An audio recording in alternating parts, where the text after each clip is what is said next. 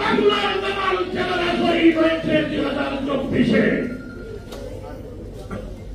সংগ্রামী বন্ধুগণ,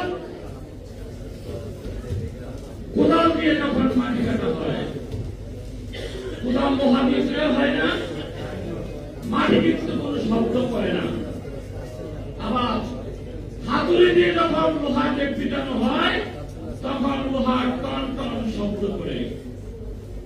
কোদাল বলে লোহাকে, এই ভাই তোর জাতি ভাই আমারে একদম বুক চেষ্টা আমার সব মাটি উঠিয়ে নিয়ে যায়, আমি তো কোনো শব্দ করি না, তো তুমি এত কান্না করো কেন?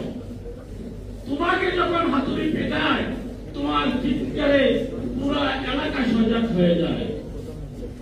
তখন লোহা জবাব দিয়েছিল, ওরে মাটি ভাই, তোমাকে অন্য জাতি বুক মেরেছে, অন্য জাতি তোমার উপরে আঘাত করছে, তোমাকে কুপিয়ে মাটি তুলে দিচ্ছে, তাই তুমি টের পাও না।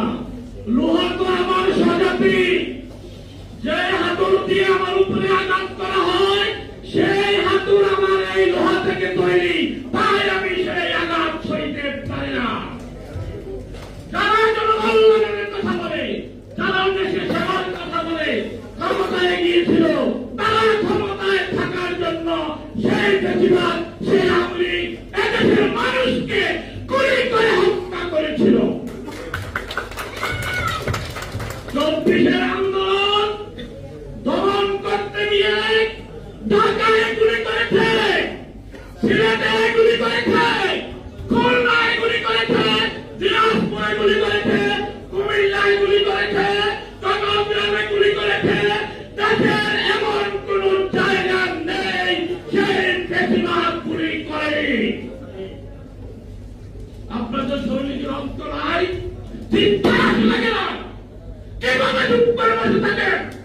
24-এর কথা যখন বলা হবে, তখন এই বাংলার জনগণ যারা হত্যা মাংসে তৈরি, তারা চুপ থাকতে পারে না।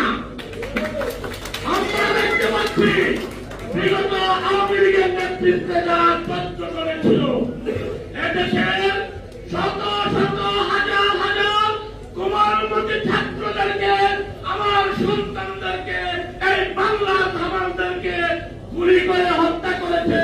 সে আওয়ামী লীগ সহ 14 দলের কারো কোনো অনুশোচনা নেই, কিন্তু অনুশোচনা হলো আমরা যারা বিগত 15-16 বছর অত্যাচারিত হয়েছি, নির্যাতিত হয়েছি, নিষ্পেষিত হয়েছি, জেল খেটেছে, তাদের না।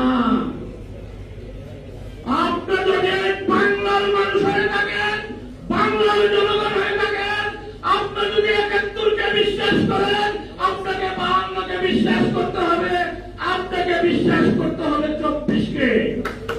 আপনি 71-কে বিশ্বাস করবেন, 24-কে বিশ্বাস করবেন না। আপনি বাংলার